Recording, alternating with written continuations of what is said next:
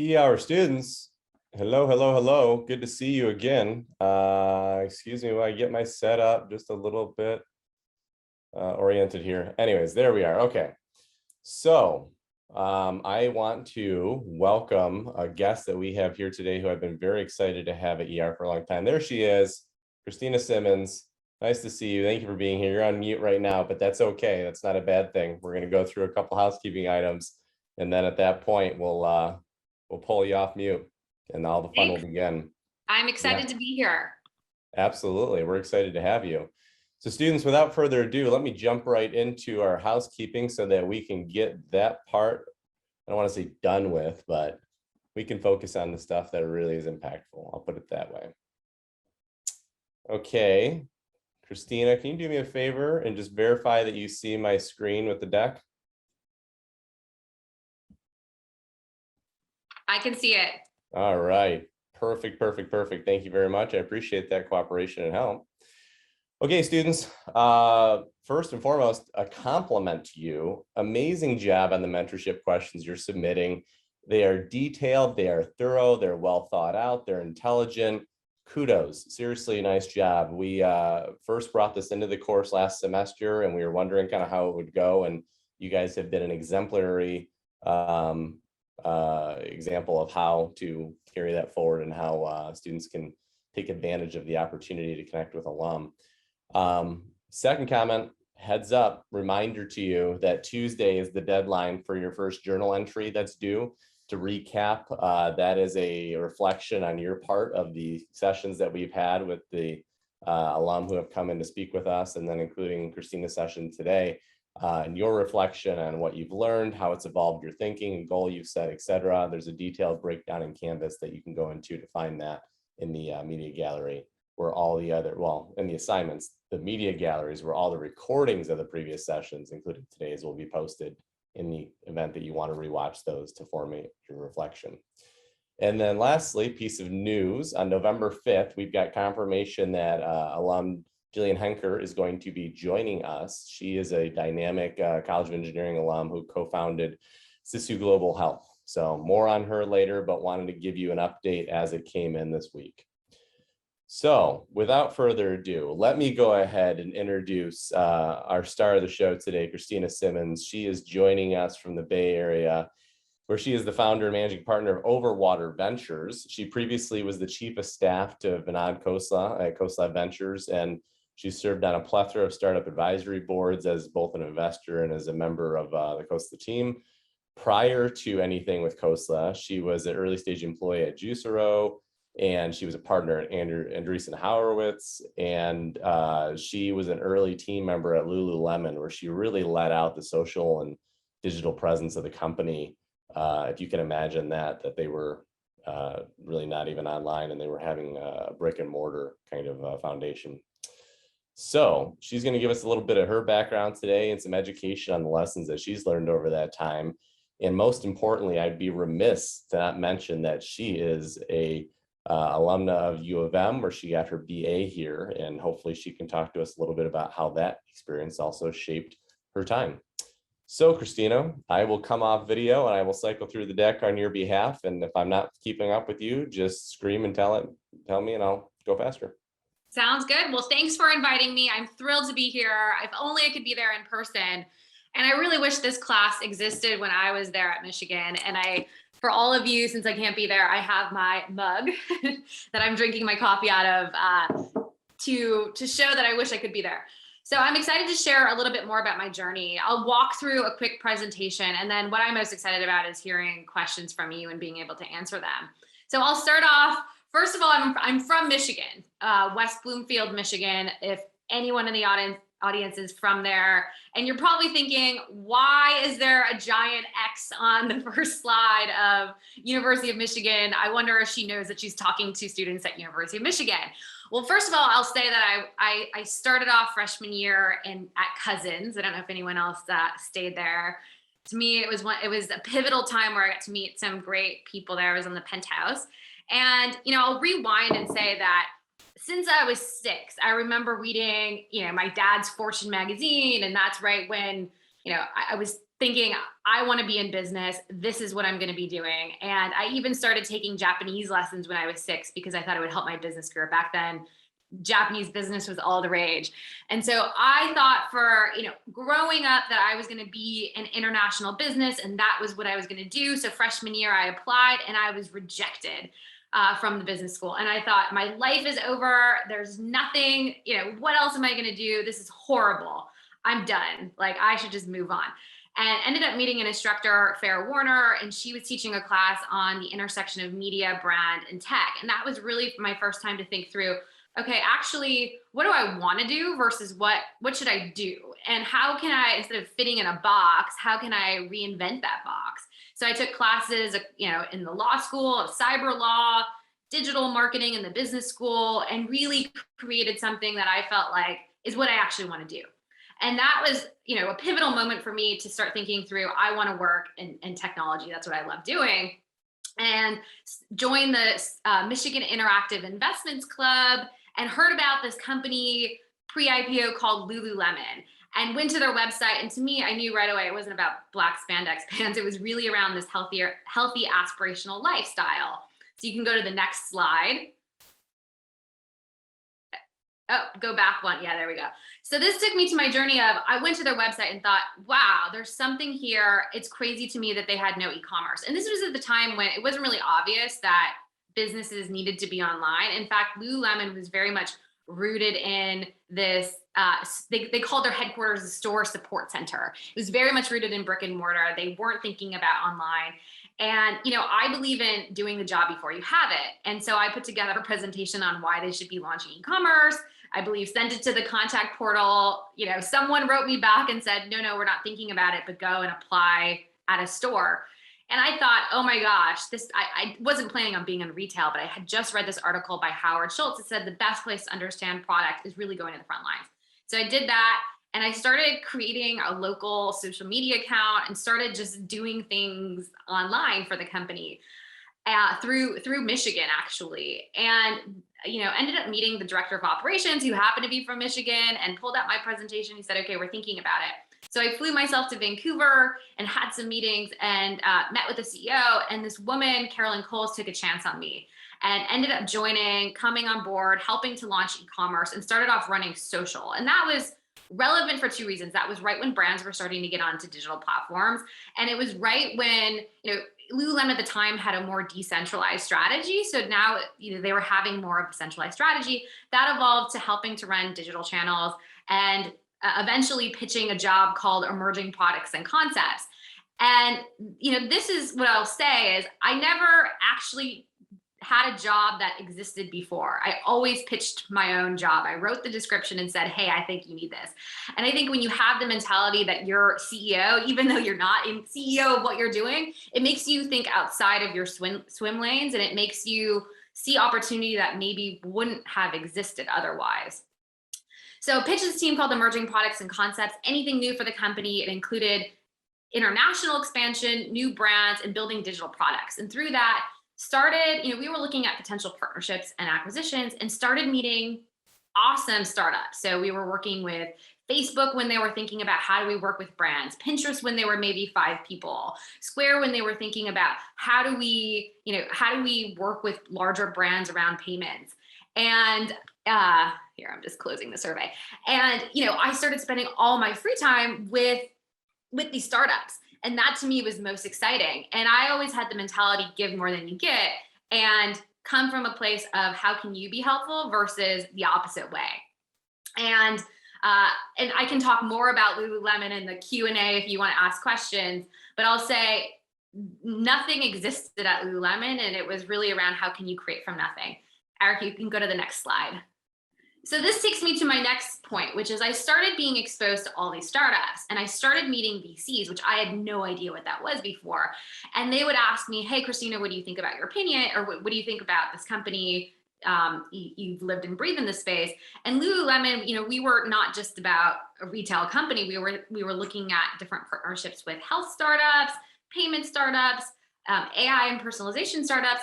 And I said, okay, this is where I want to spend my time. I'm going to do a 365-day challenge because I think you have to constantly be comfortably uncomfortable and push yourself outside. So my challenge was every day I had to do something that made me uncomfortable, and I had to find a company or CEO that I admired and give my thoughts on what I think they could be doing and where there could be opportunity, and ended up cold emailing most of the people. And surprisingly, because I had this mindset of how can I help them versus the other way around, the response rate was pretty good. And so I was able, through Twitter in many ways, meet a ton of people in Silicon Valley and different startups. And to me, that was where it gave me the confidence to say, hey, this is what I want to be doing. So I ended up deciding, okay, I love Lululemon, but they're never going to be a tech company as much as I wish that they were. So I ended up leaving, meeting 80 companies in a month and 11 days. I kid you not, all from the perspective of you don't really know when you look at surface, when you go to their website and see what are they doing. You have to meet the founder and see how do they think and where's the vision and where are they going. So that took me to, Eric, can you go to the next slide? I remember, at the time at Lululemon, we were working with Foursquare, if anyone can remember the company. And there was a guy named Tristan Walker. And I remember seeing the news that he joined this firm called Andreessen Horowitz. I was like, oh, that's so cool. Getting to work with multiple startups, getting to really add value. And, I think in this journey that I took, I thought through not just doing something because I think I should do it, but where could I add the most value in the world? And where are my unique strengths to really add value? And ended up meeting all of these companies and getting a call from Andreessen Horowitz. And I honestly didn't think that they were going to hire me. I was just at Lululemon. I didn't think that. So I went into the interview more so in the mentality of how can I have fun and how can I interview them and almost flip the table or turn the table, and ended up getting the job. And so for me, I thought I get to work with a lot of startups. So I moved from Vancouver to the Bay Area to join Andreessen Horowitz. And Mark and Ben were really all around disrupting venture capital. And I joined as an operating partner on the market development team. And that meant, how do I accelerate the growth of these companies? And how do you help them and connect to opportunities much larger than the tech ecosystem? And I started meeting so many amazing founders, from Airbnb to Instagram to Pinterest, and was really expanding my network, which takes me to the next slide, I will say, which is loved my experience there. But I thought, hey, at Lululemon, at the headquarters, SEC Store Support Center, we went from something like 70 to 2,700 people when I was there. So I got to experience that crazy side of growth. But I think to be a good investor, you have to walk the walk. You have to have been there. And so I thought I really want to go early stage somewhere. And I ended up getting a call from some well-known investors, and they said, hey, you have to meet this founder. They're thinking about supply chain around food in a whole new way, and working with farms and hardware and thinking through better nutrition for people. You should meet them. Ended up meeting, and a lot of convincing arguments where, hey, the consensus was this company has something there. So I ended up saying, what's the worst that can happen? I think it's a relatively low risk. And ended up joining, quickly realized, I think that the vision was really compelling, but I learned a lot of lessons. And I think, first of all, culture stems from the top, the founder themselves. And I think that there are things like over fundraising, over engineering, and hiring people from big companies that changes the dynamic of companies. And ultimately, this is one of those times that I would put fail. To me, it wasn't a failure because I learned a lot, and it gave me, I wouldn't be where I am if I hadn't failed in that regard, or hadn't experienced what it's like to fail. I did leave before the company failed, and when it was doing quite well, actually. And we had pivoted to doing deals with Equinox and Whole Foods, as an example, getting influencers on board from Kobe Bryant at the time to Katy Perry and Gwyneth Paltrow and Oprah, and decided, my lesson here is it's kind of like wakeboarding. I love water sports. It's kind of like, when you're wakeboarding and you're really tired and you can hold on, or you can let go of the rope. And I learned that when things are not working for you and they're against your beliefs, don't just hold on to the rope. You have to let go. And so I ended up leaving. And to me, I was thinking, okay, next slide, Eric. To me, I was thinking, okay, do I want to start a company? Do I want to go to venture for the rest of my life? I like working with a lot of companies. And now, after my Juicero experience, from being on the other end of fundraising, launching a product from scratch, writing product requirements myself, doing big commercial deals. What would that look like? And ended up spending a year, because I think oftentimes, in my opinion, we jump into something because it sounds good. And I wanted to say, okay, what do I think, where can I add the most value in the world? And what should I be doing? And ended up meeting Vinod Khosla. Vinod is the founder of Sun Microsystems, was at Kleiner Perkins for a number of years, and then started Khosla Ventures. And he had just written this paper called 20% Doctor Included, which was all around how can you use AI to reinvent healthcare. He had been investing in climate companies for a long time. Ended up meeting him. And this is a good lesson where he was looking for someone who was a past CEO, highly technical, mad scientist. And I went in and I said, hey, I'm none of those things, but this is why I think you need me. And it ended up working. He ran a very thorough diligence process and said, hey, come on board. You can make your own investments, sit on boards, but be my right-hand person. And to me, this is one of those times where, like the Hamilton song, I was in the room. I was in the room with some of the best people in the world, some of the entrepreneurs that I admired the most, from Bill Gates to Jeff Bezos. And being able to not only invest in companies that it's called reinventing societal infrastructure with technology, but in areas that I think really matter. And more importantly, having discussions at a much more macro level. How do you reinvent industries? How do you change that? Eric, you can go to the next slide. And through this, and please don't mind my quick design slides here, but through this, I was able to find areas that were underserved and had funding gaps. For instance, women's health is an area I'm really passionate about. I think there's so much innovation to be had, or finding companies really early. And I had the opportunity to work with some amazing companies and sit on boards, from AliveCore, which is doing ECG on your wrist, to Ginger.io, which is 24/7 mental health care access. They just partnered with Headspace as an example. And to me, it was one of the crash courses, and also kind of took over a lot of the crisis issues within companies. So whether it's a company was being acquired, or they were going through hard times with founders. And I even stepped in as virtual CEO of a company. So next slide. So that takes me to, I was in this crash course working with amazing people. And I felt like, I think you have to take a step back and say, is this the most I could be doing? Is this where I should be in the world? And I thought, to really reinvent venture and to do things differently, you can't do it in an existing institution. And this is for anything. I think this is for how I think about innovation in general. And so my risk is decided to leave to start my own firm, Overwater Ventures. Couldn't be more excited about it. It's really around partnering with founders, solving big problems, specifically in human and planet health, to turn breakthrough technologies into brands that people love. Next slide. And doing it differently. I think having a different approach, because venture, it's very crowded space. There's a lot of activity. It's quite exciting today. But how can you help companies in a different way? And I think distribution, go-to-market, and brand is an area that companies really need help in. It's one of the top problems that they have, especially some of the best companies in the world, I think, are highly technical founders. And they have sometimes it's hard to go from an R&D project into a real business, into something that can scale. And that's where I get excited to support founders, and not just helping to scale brands, but helping to scale founders themselves in a more holistic way. Because I think, like, athletes have coaches in all different aspects. Why don't founders? So next slide.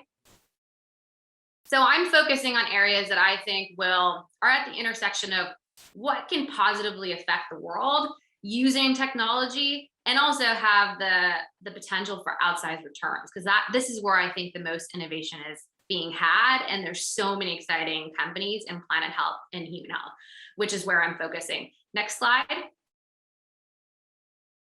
Oh, go back one more. And so I'll leave you with, this is one of my favorite quotes, with what is, a ship in harbor is safe, but that is not what ships are built for. And it's constantly forcing yourself to take risks, go outside of your own boundaries, and see what can I do, and where am I uniquely qualified to do it, or have a strength, and don't be afraid to do it. And so I have my email address.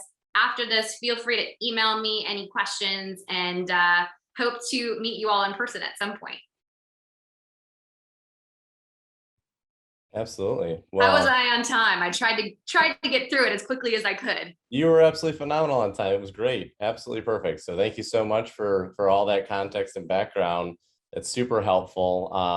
A myriad of different thoughts and questions kind of stem off of that. But I think one of the things that I know the students have started to chime in a little bit, and I think it's a key part of what you talked about, is the idea of how did you know, what is it that is kind of your signal that tells you, okay, it's time to go on from this. It's time to go embrace this new risk, or it's time to start a new chapter of your career. What is that?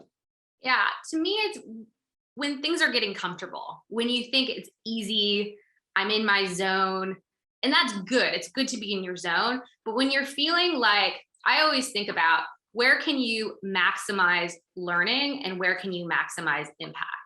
And when learning starts to diminish, your impact starts to diminish. And so that's how I think about it. And so every person is different. And I think you also have to find the balance of making sure that you're staying true to your commitments, which is that Khosla, for instance, I had said from the beginning, I'm going to be here for maybe 3 years. I ended up being here 3.5 years. And so I think just understanding yourself and deciding, am I learning and am I adding value? And when those things start to change, you have to push yourself to do something new that makes you uncomfortable.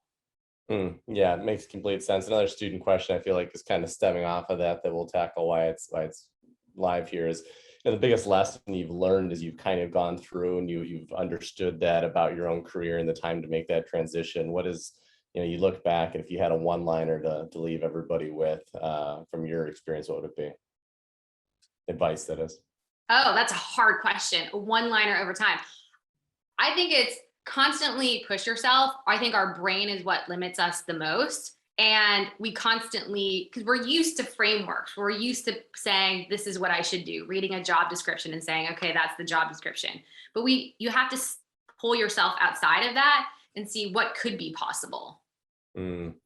Yeah, completely understand that. Kind of along that line of thinking, it seems like the career chapters that you've had and the opportunities that have come up, to your point, prior to going to Lulu, you were able to kind of always craft your position and propose it to somebody and say, hey, I think there's a fit here that you need. You might not realize you need, but you should hire me. And then since then, it's been the networking, the opportunities to kind of meet people who are, in positions of influence. And you've really been lauded as being someone who's been really keen at knowing how to craft strategic partnerships. What is it that makes a strategic partnership successful? If you were teaching a course per se at U of M, what would be kind of the fundamentals of strategic partnership education? Ooh, that would be a fun course. We should talk. I would love to, Sounds love to good. craft that course. Speaking of crafting things, I think it's starting with understanding what people's motivations are. What are their goals? What are their objectives? And understanding that first, because it's not saying, hey, you should do a partnership because I want you to. It's how does this idea move your bottom line? And so when you switch it and you're thinking through, how can I help them? It creates a better partnership. And I think it's never around what meets the eye. It's thinking through where's their vision and does that vision align? I also think there are failures when it comes to partnerships because you're not thinking through values. And you have to think through values and culture. And is this the right fit? Not just from, hey, is this a good on surface level? Do these terms work? But is this going to help us both get to a better place? Yeah, that makes total sense. I can understand kind of how you would come to that thinking. Shifting that thought process over to the VC world and to the experience that you most recently had over at Khosla, and now, of course, your own work that you're doing on that. Talk to us a little bit and talk to the students a little bit about when a company is going through to make a decision about whether to invest and how much to invest. Naturally, there's an ROI there, there's the size of the market, there's all of the metrics that you would assume kind of have the diligence done on them.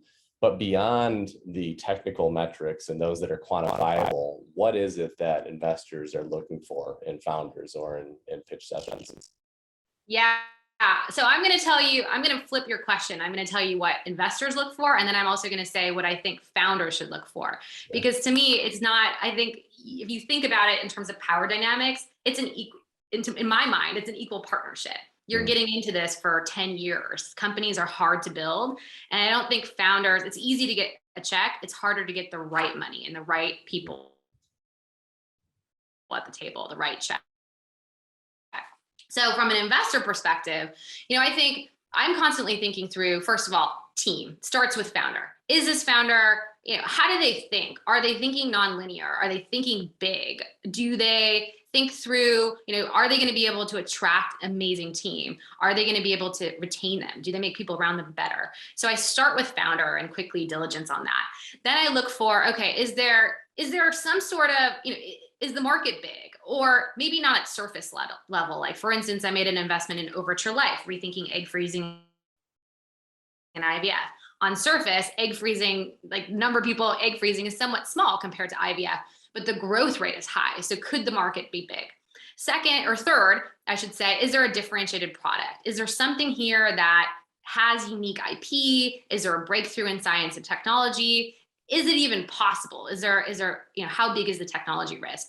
And then fourth, to think through how are they thinking about their business? How much capital do they need to get to certain milestones? Hey, In Rex. fact, you would think Palo Alto would have great internet reception, but for some reason, so now you get to see a new part of my house. Hey, all right. Looks great. Apologies. So you were asking me about what investors look for in startups. Yep. Yeah. So I think we heard the first half of that answer, but if there were points in the second half that you wanted to highlight, feel free. Okay, let me start over. So what I was saying, I was talking away. What I was saying was I look for a few things. I look for team and founder. I think you heard me on that point. Mm-hmm. Then I look for market. Is there the potential to have a strong growth rate? Can this be a big market, and does this have the opportunity to reinvent it? Specifically, I normally look at from the top down, where if I look at the non-government components of the GDP, where do I think the most innovation will be had? And does this kind of company, could it have the potential to move the needle? Third, does the product have unique IP? Does it have a breakthrough in science and technology? And lastly, do I think that this company has the potential to build a big business? Are they thinking about managing their burn? Are they thinking through how much do they need to raise to hit certain milestones? And what will it take to go to market and find product market fit? So that's what I look for. I think there are many entrepreneurs raising large rounds. I think with constraints comes creativity, and being able to raise the amount that you need to get to certain milestones sets you up for the most success. Got it. Super helpful. To that line of thinking about the team that they're building and the individuals that they're clearly prioritizing within their startup, to the point you made about Lululemon and how you got your job there by tapping into what was a professor and then a connection with an alum, and then the rest is kind of in history. I'm thinking about how you and I first started connecting, and then bringing in Samir when you were at Khosla. The Michigan network, I'm always trying to encourage students to appreciate that it is as equally important as their degree, dare I say that.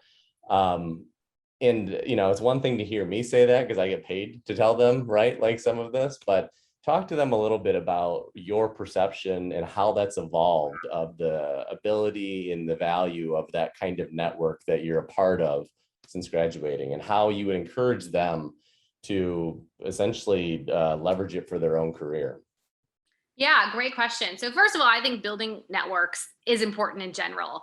For Michigan in particular, there are so many people you don't even realize that came from Michigan. I mean, I'm meeting people every day, and there's this instant connection when you know that that person went to Michigan. I was just talking to a founder yesterday, and they said, hey, I went to Michigan and I actually looked it up. I lived on the same street on Oxford as you. And so there's this instant connection, and that's really valuable because I think people want to feel that connection. And what I would say to that is use that. Find someone that you admire on LinkedIn that went to Michigan and reach out, not from the perspective of, hey, how can I add some value in the conversation? But usually you'll get a response rate because people want to connect with fellow alum. Absolutely. One more deeper kind of dig on that question, and that is being someone who grew up in Southeast Michigan, went to Vancouver, has been on the West Coast for her career.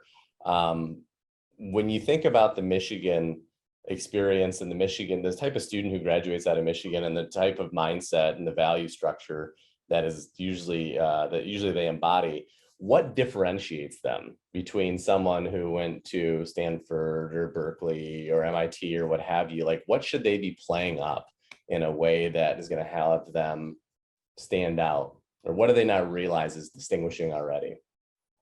Midwestern values. I think it's hard to say because I don't like to put people in boxes. I like to think everyone is different, but I do see a certain level of hustle from Michigan alums, and also just a different set of values. And to me, that grit and hustle is what I look for in founders. And I would say some of the Michigan alumni over-index on that. Good deal. Good deal. Well, I appreciate that. I'll get back to a more general level question out of Michigan here. I want to make sure we touch on some of the student ones. Several have come through about the notion of how much do you need to have an understanding of science and technology and of STEM fields and of the actual nuts and bolts of the complexity of the things that you're investing in. And if you don't have that, kind of how are you validating it prior to making investment decisions? Yeah, great question. So to me, curiosity is very important. I think in this business, you have to be constantly curious. You have to be constantly learning. I read science papers on the weekends. I'm constantly thinking what should exist and what could make that possible. And so I think when you, again, in that realm of what I had said earlier, constantly push yourself to think outside of the limits, to me, you're able to kind of see a bit more. And so I'm constantly reading science papers. And then, I think for me, because I'm constantly learning and reading, I know enough to be dangerous. So I can say, okay, what are the biggest risks to this company? And network is really important. And so I've created this amazing network of people around me to make me better and to quickly say, hey, you're an expert in microfluidics, or you're an expert in AI. Tell me what you think. And so if no one is perfect and no one knows everything, but surround yourself with the people that do. Sure, absolutely. And to your point about surrounding yourself with those people and kind of ensuring that you're constantly in a position to learn, traditionally, it's always kind of been the thought process that if you wanted to break into VC and you were interested in going that route, you had to be in the Bay Area, and that's where all the action was, or maybe Boston, what have you. Post-COVID, post-democratization of VC, is that necessary anymore? I don't think so. To me, now it's exciting. You can be anywhere in the world. Innovation happens everywhere. I'm on boards in Spain. I'm investing in a company that is also in Europe that I'm closing on today. Innovation can happen everywhere. To me, it's not necessarily Silicon Valley, but I think it's a mindset. It's how are you thinking nonlinear? How are you thinking outside of the box? How are you pushing boundaries? And in Silicon Valley, there's this culture and ecosystem of that. And I would also say there's this network of smart people, and that's surrounding yourself with the best people. But you can do that anywhere. And people are leaving the Bay Area, and there are hubs in Detroit. And I was in Nashville, in Austin. So don't be constrained on location, although I would say there's a lot of amazing things happening here as well. So for those students who are happy to hear about VC and who are interested in kind of the general industry as a whole, but don't necessarily want to pursue it as a career path, I'm interested to have them understand more about your chief of staff role that you had. What type of archetype, what type of individual succeeds in those kind of roles? And then what type of individual might otherwise really struggle? Like, what are the traits that someone should have to really enjoy that? Yeah. So first of all, I would say every job description is different. So there's a range of different chief of staffs. The way that Vinod had modeled it was similar to Bill Gates or John Doerr, which is a right-hand person, someone who can really push them in all different aspects, and someone who's a bit more, can hold their own in all aspects and kind of figure out different situations. So Vinod, for that role, I was investing. I was able to craft it in a way that gave me strengths. To be successful, though, you have to be hyper organized. You have to be, you're constantly dealing with kind of like Frogger. The cars are constantly, if you've ever played the game, the cars are constantly trying to hit you. There's so much happening. So someone who can handle a lot and go from talking about the future of crypto to the future of autonomous vehicles to healthcare, all in the same maybe hour even. So you have to be able to context switch. I think being able to have strong communications and have empathy for founders and be able to take action quickly is also really important. And it's a combination of both strategic, but then you can execute really quickly. And also being able to be curious and being willing to learn as fast as possible. And you're never going to know everything, but again, trying to work and influence multiple pieces within an organization, whether it's on the team level or whether it's with an entrepreneur or whether it's with other investors. So that's a little bit about what makes you successful. What doesn't make you successful is you have to have the hustle. You have to be willing to work hard, and you have to be willing to constantly reinvent yourself and rethink what you're doing to be successul. Fascinating. Jumping back to the VC industry for a second, I noticed that you recently liked a tweet, as weird as that even says to say out loud, but I guess that's part of the research to be good, right? You were really sitting there. And yeah. I saw that you recently liked a tweet about the transformation of the VC industry and of how people are leaving firms to start their own, getting out of it entirely, kind of pulling back. Why is this happening? Kind of what's your perspective on that? What's driving that? Where does it go? Yeah, so a lot of thoughts here. I think VC is changing and it's shifting right now in a lot of ways. The market is on fire. Deals are being done faster than ever before. There are higher valuations than ever before. There are more companies. There is more competition. So I'm going to steal this line from Harry Stebbings from 20 Minute VC, but he said something like, the Sequoias, the Tigers, the Andreessens of the world, it's kind of like going to Walmart, and they appeal to all different types of companies, all different stages, all different price points. Or you can go to a boutique and have a more specialized, personalized experience. And so I think you see this bifurcation of what's happening in venture, where you have these large firms that have been around for a while. Then you have some of the best talent leaving to start their own firms and trying to reinvent and shake it up. And it's a fascinating industry. I think there's more collaboration than ever before, and there's more competition. And what worked and what was successful 10 years ago, 5 years ago, is not what's successful today in this market. Fascinating. Talking about that transformation, of course, there's always, we're constantly hearing about how it's such a homogenous industry, how it's white male dominated, how there needs to be more diversity. And there's a lot of firms who are looking to genuinely kind of impact that and diversify their base and their employee and their staff. If you had the ability to take a magic wand, go across the industry and make a sweeping change or make a rule, or to go ahead and remove an aspect of the culture that you think most contributed towards that lack of diversity, what would it be?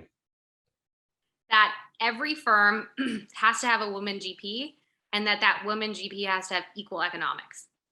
Even if you look across the board, that does not exist on both counts. And so to me, that's what I think would change the game. Now, I will tell you a story where I remember on my first day of Khosla, I walked in, I was a little bit nervous, I have to admit. I was excited, but nervous. I walk in, I have my hair blown out, I'm wearing a colorful dress, and the EA had sent me over buying a notebook, and a gold metallic notebook was on the homepage, and of course I bought that. So I walk in, and it's all guys around the table wearing black shirts, having their black notebook, and I remember walking in and thinking, oh God, I should have tried to fit in. What was it? Why didn't I get the memo? And then a few minutes later, I said, no, I thought to myself, no, this is what the problem is. You have to be different. The second you try to fit in, you lose what you're capable of. You lose your real value in the situation. And so I think having, to me, it's more around how do you have more perspectives at the table. I think the more perspective, it's like a game of cards, the better game you play. And you have to have people. For instance, another example, I care about underserved areas of healthcare, women's health being an example. I remember there was a time at Khosla where I had 5 pitch meetings in the same day, and they were all women's health companies. And it happens where there was one other woman on the investing team, but she was on maternity leave. And so I'm educating them around all these things about women's issues, and they had no clue. And so I think that people would miss the opportunity if you didn't have that perspective. And so it's so valuable. I'm also seeing LPs change the game, like Melinda Gates's fund, pivotal ventures where they're saying, I'm not going to invest in this fund if they don't have a, 50% women GPs. It doesn't make sense. Fascinating. Thank you for that perspective. I'll this probably sounds like I'm just saying it because I'm trying to like be kind and kind of flatter you. I'm not. The students can attest to it. If they could speak, they would. We don't ever have this many questions pour in. So I don't want to make the students think that I don't actually listen to them, because I do want to get to their questions. So I feel like you're incredibly well equipped to go through a rapid fire session with me on these student questions. Ask me anything and I'll try Let's to do it. We've got quick 6 minutes left and we've answers. got 14 questions. Let's see if we can just knock them out. Right. Let's do it. Best decision you've made in business so far and worst decision? Best decision, doing my own thing. Perfect balance of entrepreneurship and investing. Worst decision was doing something because I thought it would be a good move versus what I really wanted to do. Yeah, as in life, right? Is there a clear indicator in your mind of a time to declare an idea, one that is going to be successful long-term, something concrete that you should look for? Say it again. I'm reading it. Is there a clear indicator in your mind of when it's time to declare an idea that's going to be successful long-term, or to validate something's going to be successful long-term and what's the concrete nature of what that would be? Yeah, so quick answer, and I think I know what they're asking, but I think there's an element of thinking through, is there something really unique about this idea and specifically the product, and is it the right time in the world? If you take web vans, like that, it was a great idea, but wrong time. So you can also have the wrong time. So to me, you have to think through, is this what I think the consumer mindset, is this what people need in the world? And does it make sense to do it now? Phenomenal. Two-part question here. The second part, I think you've already answered, but it's, do you tend to follow your intuition when you're in a situation of high-level decision-making? Yes. Intuition matters a lot. I think intuition's like training a muscle, so you have to train it. But yes, but I think you are able to train that intuition also by data. So it's a combination of absorbing as much data as possible, but then ultimately following your gut. And sometimes whenever I followed my gut, it's always led me to the right path, even though it may sound crazy, or people are like, even when I moved to Vancouver and Lululemon, my parents were like, what are you doing for this job that didn't exist before, with salary that was probably way lower than I should have taken? And I did it because that's what my gut told me. All right. It's Vancouver too, right? Like, I mean, you get to climb mountains every day. Pretty beautiful. Yeah. Okay, next question. Could you add on, what are the VCs going to concentrate on in the future? What industry essentially is going to be most ripe for investment? You had to pick one. I don't think there's one answer for that, to be honest. I think it's all around. I think there are interesting areas. So there's a lot happening. I believe in human health and planet health. There's so much happening, especially because of some of the mandates around ESG. And healthcare, whether it's no matter what economic environment, they're both in massive industries that need disruption. So I'm biased there. I think that's where there's so much innovation, especially because of the acceleration of different tools and technology, from AI to robotics to biotech. I also say that the hot areas are crypto, gaming. There's a lot of hot areas. I don't necessarily know if they're long-term hot areas. Fair. This isn't a question, it's just a student statement. EYO, which I'm not cool enough or young enough to know what that stands for. Obama follows her on Twitter. So did you know Obama follows you on Twitter? Oh, that's cool. No, I did not know that. Well, now you know. That's pretty neat. What value can you add to a startup that will justify an equity stake, founder share, other than capital injection? Wait, say it one more time. I think the question, I'm trying to understand the student question, I think it might be, how do you gain equity stake in a startup other than putting in money? Like maybe they're asking as an employee what you can negotiate for or what seems appropriate. Oh yeah, there's a few different ways to think about it. From an investor perspective, you increase your ownership percentage by putting in more money or adding more value. Like there's a company where I added a lot of value and they actually gave me shares. Now that doesn't happen all the time, but I think there's value and there's money. There's adding something. From an employee perspective, I think you don't get what you don't ask for. And so it's showing your value. And what I said about Lululemon, I think you show your value by swimming outside of your swim lanes, even though people say probably not doing that. But you constantly have to think through, how can I add more value or create more value or see something that others don't see? And then that creates value. And you can say, hey, I created this value. And if you can add quantify it, even better. And then there's no argument. Okay, good deal. How is growing your own VC firm differentiated from the experience at Khosla? What did you not expect?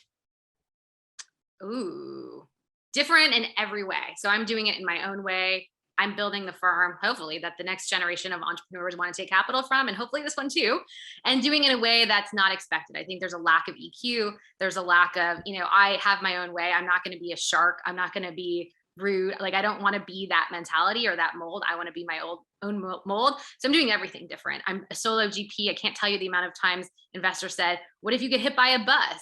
What if, why are you focusing on brands? I don't get brand and deep tech. I had every person, every sort of reason that people have said, why are you doing this? What are you doing? And the last question was, oh, what did I not expect?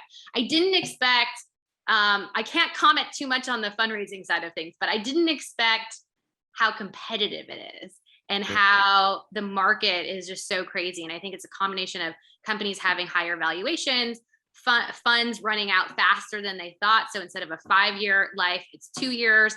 So it's a crazy market right now and more competitive than ever, which I'm not afraid of competition. You can't be afraid, put me in the ring, but it's a weird market right now. Okay, duly noted. You have to hustle harder than ever before. You can't do things great without hustling or taking risks. Okay, absolutely phenomenal advice. The question is, what resources at U of M allowed you to get where you are now? What resources? Anything at U of M, any resources at U of M kind of enabled you to get where you are now? Was it the connective nature of the network and the professor?